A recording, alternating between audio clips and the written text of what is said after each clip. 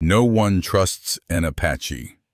"But I can cook, sir," said the woman. The rancher's action changed her life.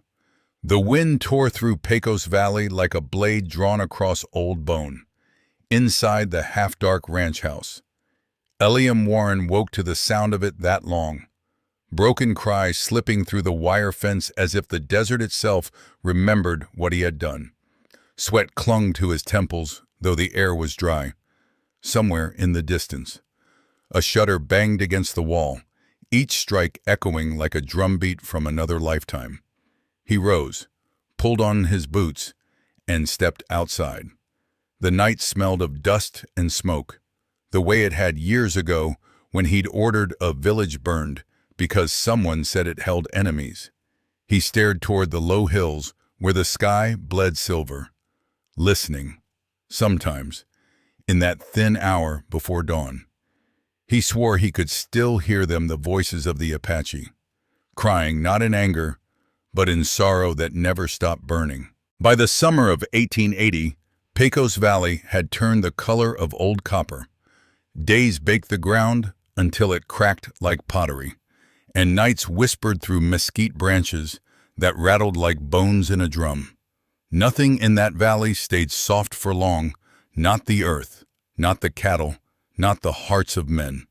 Yet somewhere between the folds of dust and silence stood Coyote Bend Ranch, a lonely patch of fencing and faith clinging to the dry edge of a vanished stream. Eliam Warren had built it with his own hands when the war finally let him go. He was 40. His back still straight, but his spirit bent from too many orders followed and too many fires lit. A thin scar circled his left wrist, with faded rope marks from the day he'd hoisted the regimental flag over what used to be an Apache camp. At night, when the wind blew from the east, he still smelled the smoke of it. By day, Eliam worked as if salvation could be dug from the soil. He rode the fence lines alone, patched the roof when storms passed, and fixed the windmill though it no longer turned. His men respected him in that distant way cowhands respect the man who signs their pay. But no one dared to ask why he never joined their laughter. He ate alone, prayed in silence, and drank his coffee, black always black, as if sweetening it would be dishonest. Beyond the ranch, 20 miles west, the town of Silverton Crossing shimmered in the heat. It was a place of weathered porches, creaking saloon doors, and a single church that doubled as a shelter for anyone lost between God and hunger. That church, St. Luke's Mission, was where Eliam first saw her, Talina. She was standing in the courtyard beside an old padre of Mexican blood, her hands folded, her face turned toward the harsh noon sun without flinching. Her skin was copper brown like the land itself, and her hair fell in thick black ropes tied loosely with a strip of deerskin. The hem of her faded dress brushed the dusty ground. Patched in so many places, it looked like a map of survival. But it was her eyes that made Eliam pause, dark, still, and wide as the rain wells dug by her people. There was no fear in them, only watchfulness, the kind of calm that comes after everything else has been taken. Father Romero said she'd been found near the reservation border, half-starved, walking toward the mission after a raid. She refused charity, asked only to work. She doesn't beg, the padre told him softly. She earns. When Eliam asked whether she was afraid of working among whites, Talina's reply came quiet but unyielding. Those who fear me have done enough fearing for us both. I know nobody wants to trust me, but I can cook, and I can work. Her words struck him like grit in a wound. For the first time in years, something other than regret moved inside him, a small flicker. Uncomfortable, but alive. He could have walked away then. He should have. But the wind carried the scent of sage and ashes, and something in it told him that the past would never loosen its hold unless he faced it head on. That evening, he signed her on as cook for Coyote Bend Ranch. By dawn, the rumor had already crossed Silverton's saloon counters, for Warren hired a reservation runaway. Laughter rolled through town like thunder over dry hills. Eliam didn't answer it.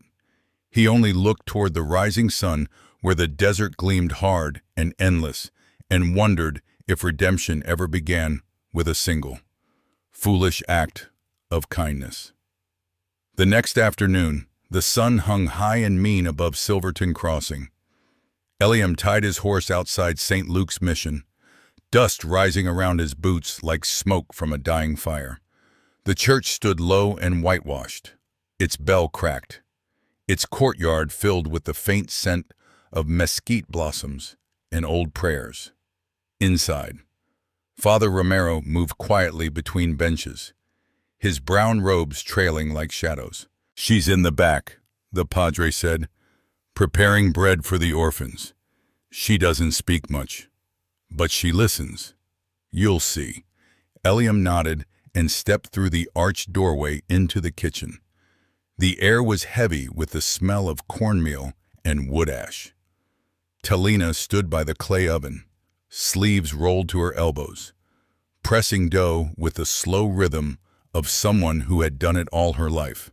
She didn't turn when he entered, though she must have heard his boots scuff against the floor.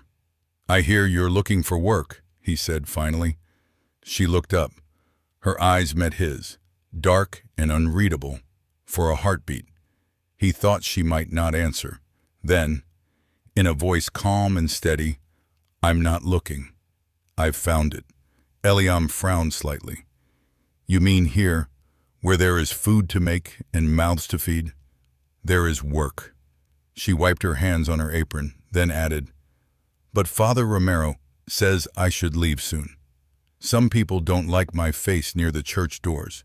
He shifted uncomfortably. "You'd be treated fair at my place. It's a ranch out by the old Pecos bed." Her gaze lingered on him, weighing the truth in his tone. "Why would a man like you need a woman like me?" It wasn't defiance, it was caution, the kind born from too many betrayals. Eliam didn't have a clean answer. He only said, "Because no one else could stand the quiet there." She studied him for a moment longer, then nodded. "Quiet doesn't frighten me." The conversation ended there. Neither offered a smile. They didn't shake hands. The silence between them felt less like distance and more like recognition, the faint, dangerous kind that unsettles before it soothes.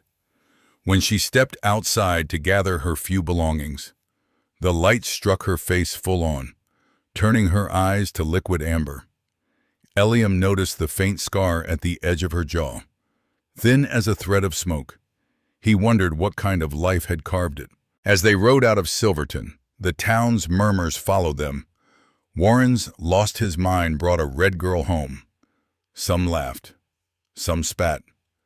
Talina kept her gaze forward, her posture straight as a spear shaft. By the time they reached Coyote Bend, dusk had painted the valley in shades of rust and violet. The ranch hands were waiting by the corrals, curiosity sharp in their eyes. One of them, a broad man named Pike, muttered, "Hope she don't hex the stew." A few others chuckled. Talina said nothing. She stepped down from the horse, walked past them, and went straight into the kitchen. A moment later, smoke rose from the chimney, the first kitchen fire that ranch had seen in months. Eliam stood on the porch, listening to the faint clang of pans inside. The men lingered awkwardly until the smell of roasting corn drifted through the yard, rich and warm. "Guess the witch cooks fine," someone murmured. Eliam didn't answer. He watched the light flicker against the window where she moved, a silhouette framed by fire, and felt, for the first time in years, that something restless inside him had quieted. For the first week, the ranch hands kept their distance. They spoke low when Talina passed, spat near her shadow, and laughed too loudly when she walked away. Eliam said nothing. He knew men didn't change by command, but he watched. And so did she. Every morning before dawn, smoke began to rise from the kitchen chimney. By the time the others stumbled out from their bunks, the smell of frying salt pork and coffee already filled the yard. Talina's fire never faltered. Even when the desert wind howled through the gaps in the walls, she worked as if the world depended on each loaf of bread. The first man to soften was young Toby, barely 20. He had burned his arm fixing the forge, and Talina wordlessly wrapped it in yucca leaves soaked with water. "It'll draw the heat," she murmured. The next day, the burn stopped blistering. Toby nodded shyly when he saw her after that, and when someone sneered, "Witch medicine," he didn't laugh along. Gradually, the others followed. The laughter turned into cautious greetings, then to small talk about cattle and weather. One evening, Pike, the same man who'd mocked her, came into the kitchen holding an empty plate. "That stew," he said gruffly, "tastes like something from home." Talina tilted her head. "Then your home was hungry." "Too," she answered, and ladled him another serving. Eliam often stood on the porch at twilight, leaning against a post while the smells of roasted corn and sage floated through the air. He couldn't remember the last time he'd heard so much life in the place. The men's laughter no longer jarred him. Even the wind seemed to hum softer through the wire fences. Inside, Talina moved like part of the house itself, quiet, sure, shaping every corner into warmth. Yet she never crossed the line between duty and belonging. She spoke little, slept in a small room behind the pantry, and kept a small pouch of dried herbs above her bed. Once, Eliam glimpsed her whispering over it as if speaking to someone far away.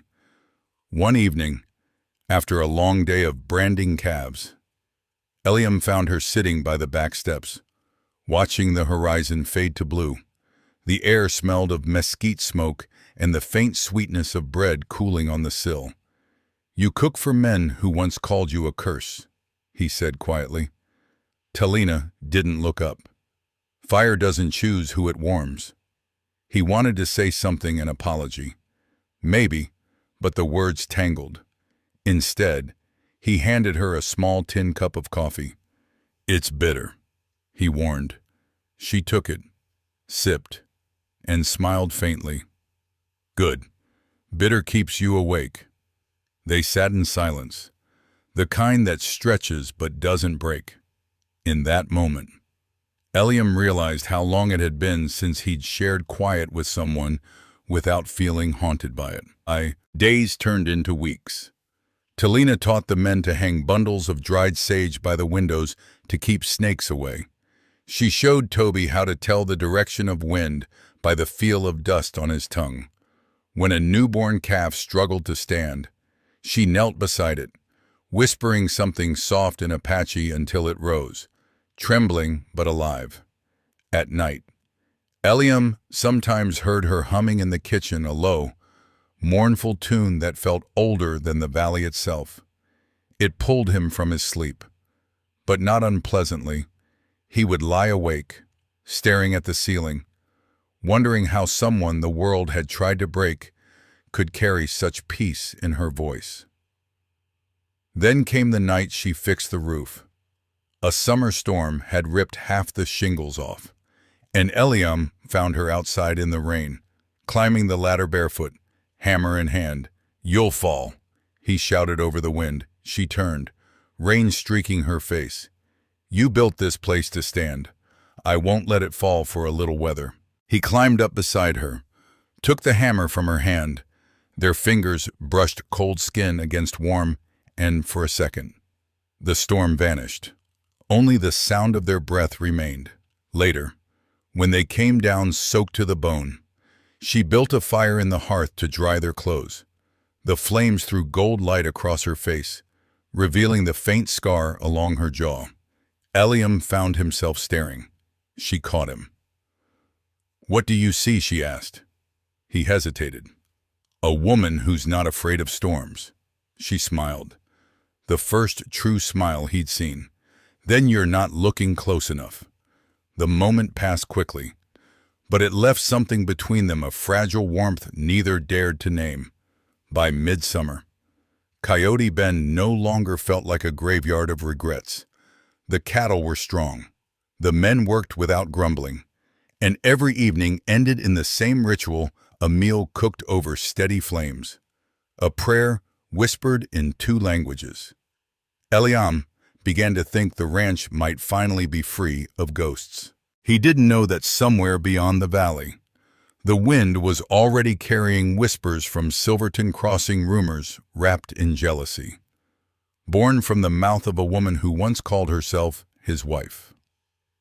And before long, that wind would find its way to their door.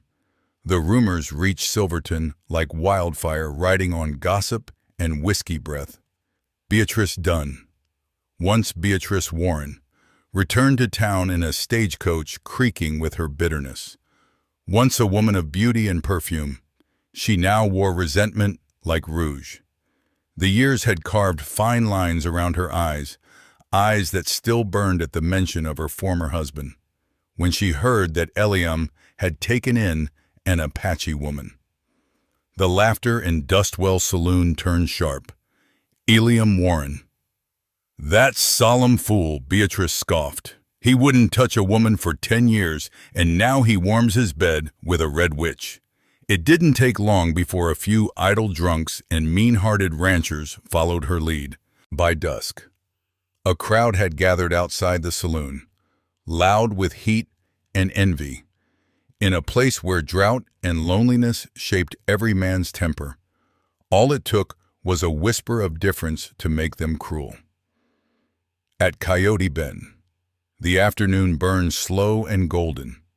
Talina was kneeling in the garden patch she'd coaxed from dry dirt, pulling weeds from between the corn rows. The men were off in the pasture, and Eliam sat on the porch sharpening a blade, watching the horizon tilt into amber light. He saw the dust first rising from the south road like smoke. He squinted, then frowned as shapes emerged through the glare. Riders, 5 or 6 of them, their horses restless. At their front rode a woman in a green dress too fine for the road, her hat pinned high, her face hard as sun-dried clay. "Beatrice, stay inside," he told Talina, quietly. But she was already standing, wiping her hands on her skirt. Her face held no fear, only a calm resignation, as though she had seen storms like this before. The rider stopped at the gate.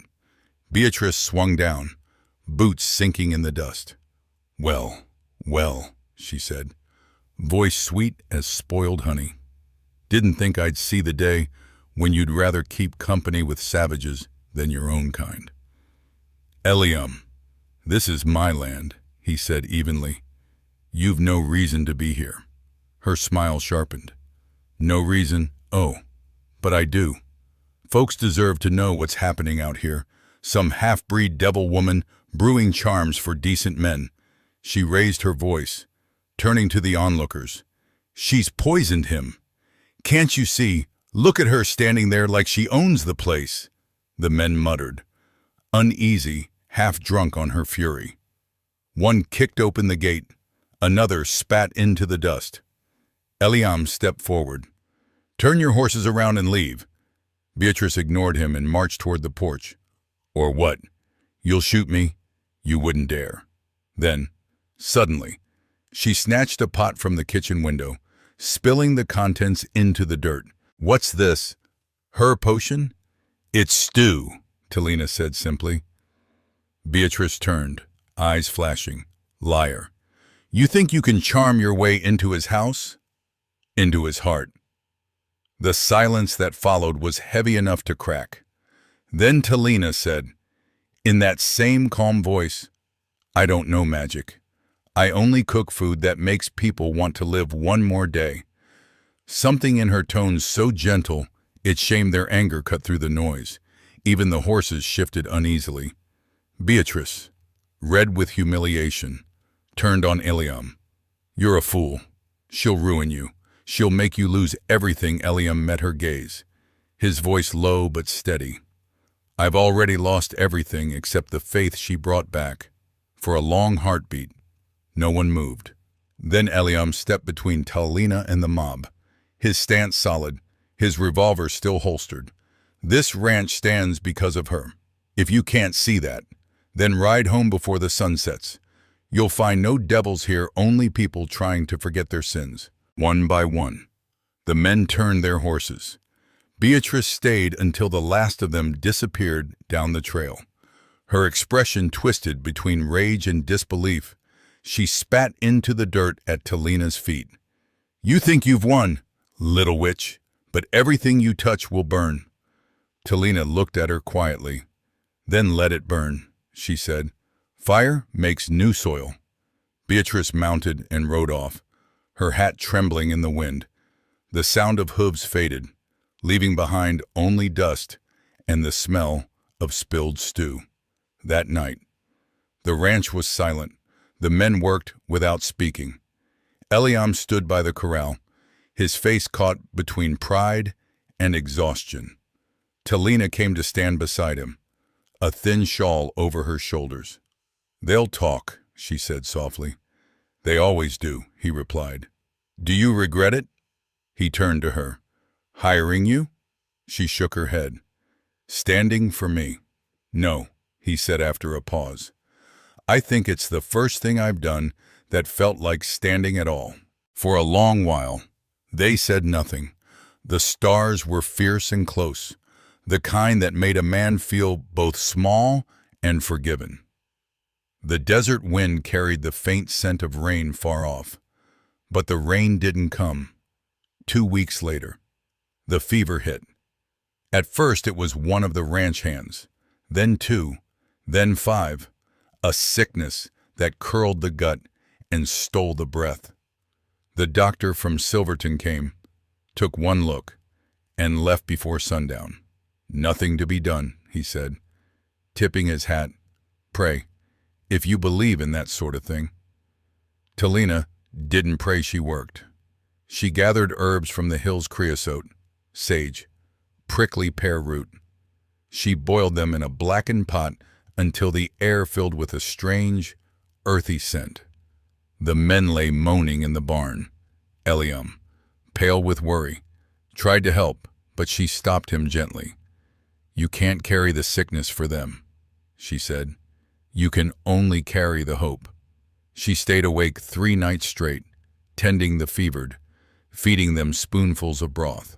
On the 4th night, when her own strength broke, she collapsed beside the fire. Eliam caught her before she fell. Her hands were burning. He carried her outside to the porch where the air was cool and the smell of wet dust lingered. Far off, thunder rolled. "You've done enough," he whispered. Her eyes fluttered open, dark and glassy. "No, the fire isn't out yet." He held her hand until the rain came soft, hesitant. The first rain Pecos had seen in months. The drops hit the roof like a heartbeat. When she finally slept, Eliam sat beside her through the night, his thumb tracing the calluses of her palm. For the first time in years, he didn't dream of fire consuming everything. He dreamed of fire being tended, watched, nurtured until it became warmth instead of ruin. At dawn, the fever broke, the men stirred, coughing weakly but alive. And when Talina awoke to see the rain falling steady over the land, she smiled. Eliam squeezed her hand. "You saved them," he said. Then, quieter, "You saved me. If I'm the fire that keeps this place alive," she murmured, "then you must be the roof that lets me stay." The storm passed, leaving the world washed clean. Over the horizon, the first light broke through a sky the color of forgiveness. When the fever was finally gone, the valley lay hushed beneath a thin veil of steam. The earth, soaked after months of thirst, gave off a scent of iron and sage that clung to the air. The men rose from their cots weak, but laughing small. Hoarse sounds of survival.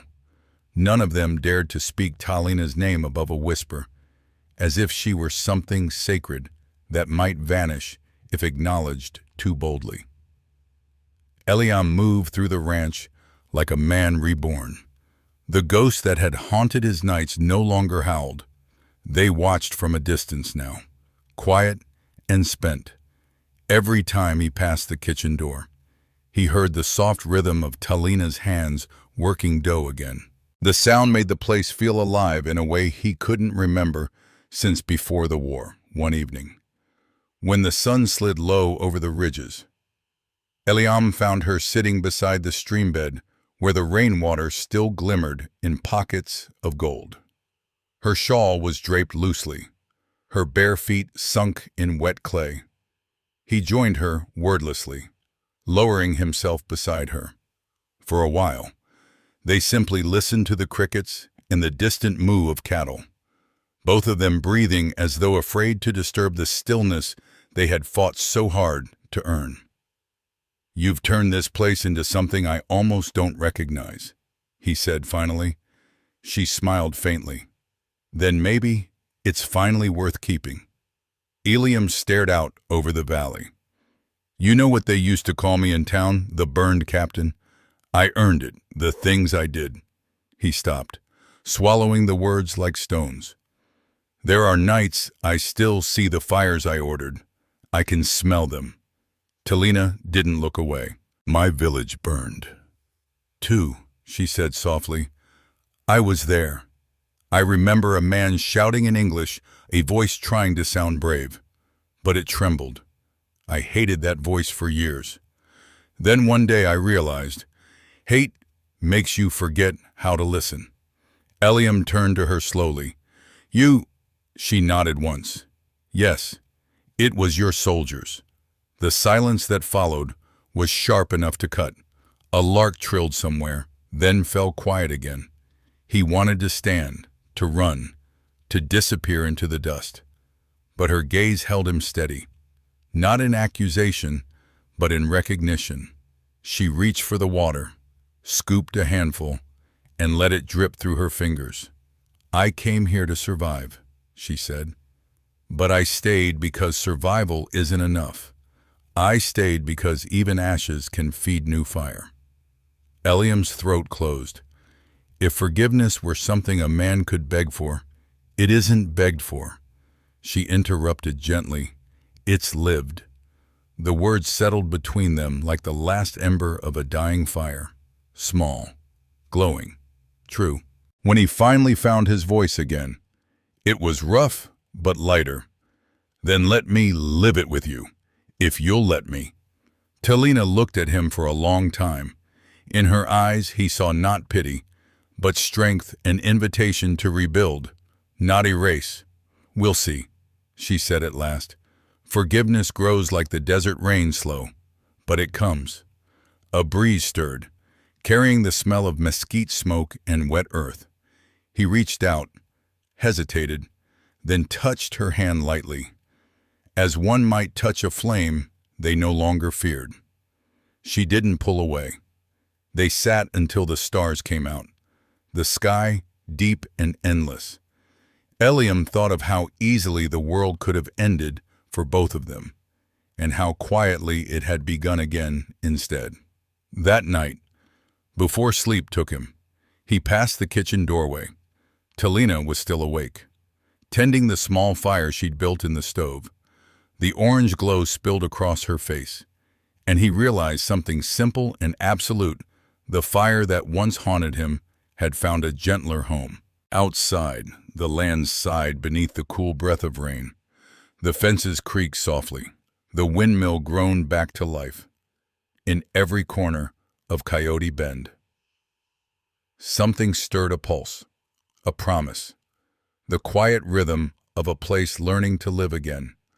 A full year passed before anyone realized what Coyote Bend had become. The drought never returned that summer, and grass grew where only dust had once lived. Travelers along the Pecos Trail began stopping by for water or rest and stayed for something more. From the kitchen that Talina had rebuilt with her own hands came the smell of roasted corn, mesquite bread, and beef stew laced with herbs that no one in town could name. They called the place Heart Fire Kitchen.